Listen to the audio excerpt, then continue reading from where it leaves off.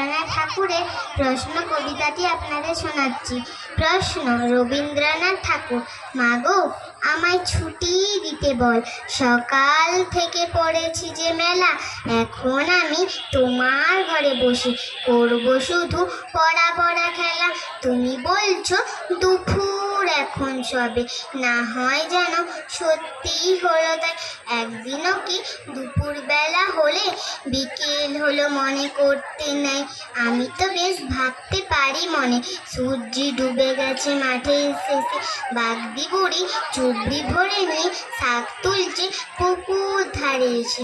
আঁধার হলো মাদার গাছের তলা, কালি হয়ে এলো দিঘি জল।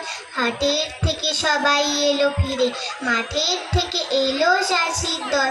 মনে কর না উঠলো সাজের তারা, মনে করে না সন্ধে হলো যেন। রাতের বেলা দুপুর যদি হয়, দুপুর বেলা রাত হবে না কেন? নমস্কার।